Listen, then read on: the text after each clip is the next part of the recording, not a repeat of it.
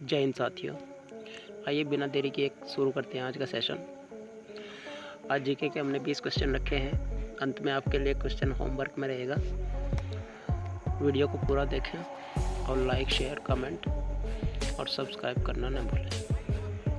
आइए शुरू करते हैं। पृथ्वी पर दिन और रात होते हैं दैनिक गति के कारण, वार्षिक गति के कारण, छमाही गति के कारण, तिमाही गति के कारण। आंसर हो जाएगा दैनिक गति के कारण।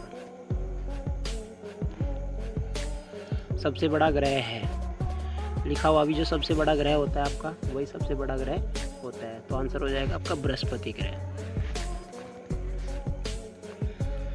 सबसे छोटा ग्रह, अगर आपसे पूछा जाए सबसे छोटा ग्रह कौन सा है, तो सबसे छोटा ग्रह आपका बुध हो जाएगा।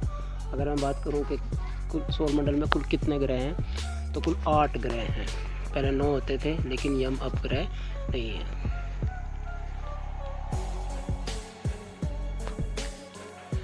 अगुलहास धारा किस महासागर में बनती है?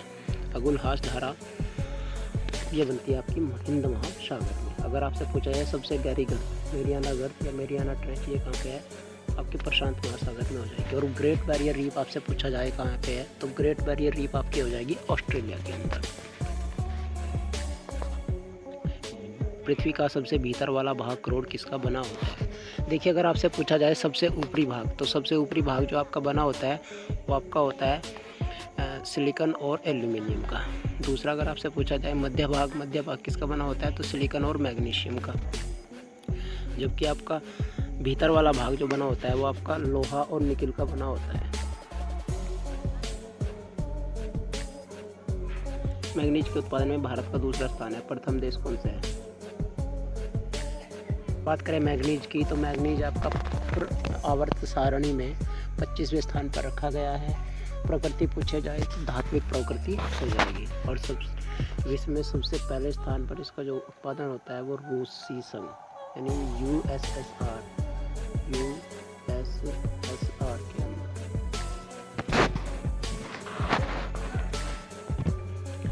निम्नलिखित में से कौन सा देश कोयले का सबसे बड़ा उत्पादक है? बात करें कोयले का सबसे बड़ा उत्पादक देश आपका हो जाएगा अमेरिका। अगर मैं पूछा जाए भारत में सबसे अधिक मात्रा में कौन सा कोयला मिलता है, तो आप याद रखेंगे बिटुमिनस। और कोयले का सर्वोत्तम रूप हो जाएगा आपका एंथ्रासाइट। निम्न में से किसको जापान का मैनचेस्टर कहा जाता है? बहुत अच्छा क्वेश्चन है आपके लिए। तो निम्न में से जापान का मैनचेस्टर किसे कहा जाता है, तो ओसाका आप याद रखेंगे। ओसाका को जापान का मैनचेस्टर कहा जाता है। अगर आपसे पूछा जाए भारत का मैनचेस्टर किसे कहा जाता है, तो अहमदाबाद को। उत्तर भारत का मैनचेस्टर पूछ लिया जाए तो कानपुर को। अगर मैं जापान की बात करूं, तो जापान की राजधानी टोक्यो है, जो होन्शु द्वीप पर स्थित है। और टी फेस्टिवल आपसे पूछा जाए, टी फेस्टिवल कहाँ मनाया जाता है, तो जापान के अंदर टी फेस्टिवल मनाया जाता है। भारत के स्वतंत्रता संघर्ष के दौरान डेक्कन एजुकेशनल सोसाइटी नामक संस्था की स्थापना किसने की थी, तो बाल गंगाधर तिलक आप याद रखेंगे। क्वेश्चन का आंसर हो जाएगा बाल गंगाधर तिलक। बाल गंगाधर तिलक की अगर मैं बात करूं, तो महाराष्ट्र से आते हैं। और अगर आपसे पूछा जाए कि शिवाजी उत्सव और गणेश उत्सव मनाने का श्रेय किसको जाता है, तो आप याद रखेंगे बाल गंगाधर तिलक। बाल गंगाधर तिलक की अगर मैं बात करूं, तो 1916 में होम रूल लीग आप याद रखेंगे। आपसे पूछा जाए कांग्रेस में किस दल के सदस्य थे, तो गरम दल के सदस्य थे। गरम दल और नरम दल कब हुआ, तो 1907 सूरत अधिवेशन, रास बिहारी घोष की अध्यक्षता में, सूरत फूट के नाम से जिसे जाना जाता है। और वह पुनर्मिलन मिलन कब होता है, तो 1916 लखनऊ समझौते के अंदर, जिसकी अध्यक्षता अंबिका चरण मजूमदार कर रहे थे। 1916 में ही होम रूल लीग की स्थापना होती है।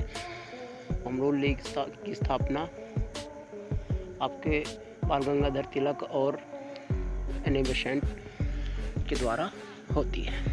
बाल गंगाधर तिलक के अगर आपसे बुक का नाम पूछा जाए, तो बुक आप याद रखेंगे गीता रहस्य। 1857 के गदर के समय भारत का गवर्नर जनरल कौन था? 1857 के गदर के समय की अगर मैं बात करूं, तो 1857 के समय भारत का जो वाइसराय था वो लॉर्ड कैनिंग।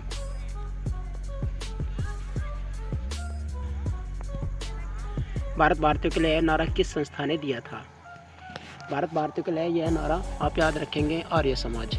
संस्था का नाम आप याद रखेंगे आर्य समाज। आर्य समाज के अगर संस्थापक की बात करें तो स्वामी दयानंद सरस्वती हो जाएगा। अगर मैं बात करूं स्वामी दयानंद सरस्वती तो उनका एक स्टेटमेंट पढ़े हम पूछा जाता है। उनका जो स्टेटमेंट है वो स्टेटमेंट आप याद रखेंगे द्वेदों की ओर लौटो। और इनकी एक महत्वपूर्ण पुस्तक है, इसका नाम है सत्यार्थ प्रकाश। ब्रह्म समाज की बात करें तो ब्रह्म समाज की स्थापना होती है राजा राम मोहन राय के द्वारा। राजा राम मोहन राय को राजा की उपाधि अकबर सेकंड के द्वारा दी गई। अगर मैं बात करूँ राजा राम मोहन राय की तो इनकी समाधि ब्रिस्टल इंग्लैंड के अंदर है। और इनकी एक पत्रिका है संवाद कौमुदी जो बहुत करके पूछी जाती है। विंध्याचल और सतपुड़ा पहाड़ियों के बीच से होकर बहने वाली नदी है। तो बहने वाली नदी आपकी हो जाएगी नर्मदा। अगर आपसे पूछा जाए ब्रह्म घाटी से होकर बहने वाली नदी कौन सी है तो नर्मदा और ताप्ती आप याद रखेंगे। और ये एस्टुरी बनाती है, डेल्टा नहीं बनाती है। इन्वेस्टर प्रोटेक्शन फंड किस संस्था ने स्थापित किया है तो आप याद रखेंगे कि इन्वेस्टर प्रोटेक्शन फंड सेबी ने शुरू किया है, security exchange board of India.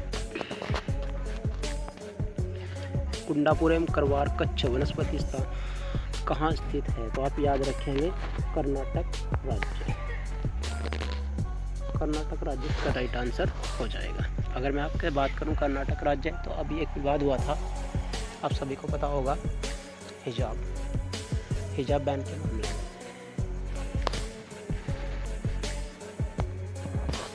Bharat की प्रथम बहुउद्देशीय परियोजना किस नदी पर बनाई गई तो भारत की प्रथम बहुउद्देशीय योजना आप याद रखेंगे कहाँ पर बनाई गई तो दामोदर नदी इसका राइट आंसर हो जाएगा।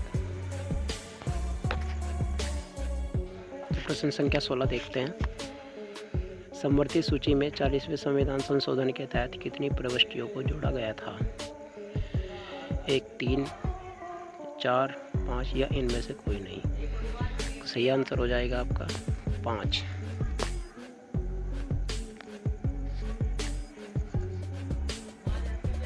प्रश्न नंबर 17। भारतीय राष्ट्रपति पर लगने वाले महाभियोग की प्रक्रिया है। आपको बताना है कि भारत का जो राष्ट्रपति है उसे महाभियोग के तहत हटाया जा सकता है। तो यह प्रक्रिया कैसी है? तो जैसा आप सभी को पता है कि एक न्यायिक प्रक्रिया है। महाभियोग की अगर मैं बात करूँ तो आर्टिकल 61 के तहत राष्ट्रपति पर महाभियोग लगाया जाता है। और महाभियोग अगर आपसे पूछा जाए कि प्रक्रिया कहाँ से ली गई है तो अमेरिका के संविधान से ली गई है।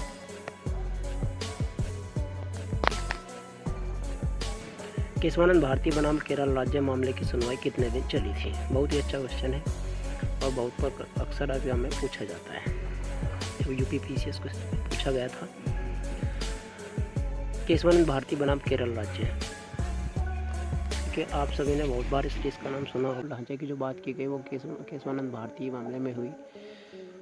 इसमें 13 जजों की बेंच बैठी और एक मतदान के फर्क में यहाँ पे फैसला आया 24 अप्रैल 1973 को 7-6। अगर इसके मुख्य वकील की अगर मैं बात करूँ तो नाना भाई पालखीवाला इनके मुख्य वकील थे। तो अगर मैं बात करूँ कि ये बहस चली कितने दिन थी तो ये 68 दिन इसका राइट आंसर हो जाएगा। आधुनिक आवर्त सारणी में इनमें से किस ब्लॉक में गैर धातु है? गैर धातु की अगर मैं बात करूँ तो आप पी ब्लॉक याद रखेंगे। एस ब्लॉक में अगर मैं बात करूँ, एस ब्लॉक में आपकी जो हो जाएंगी ये आपके आएंगी क्षारीय धातु और क्षारीय मृदा धातु। ठीक है। और संक्रमण तत्व आपसे बहुत ज़्यादा और पूछा जाता है तो संक्रमण तत्व आपके हो जाएंगे एफ ब्लॉक के अंदर जिनकी संख्या 28 है।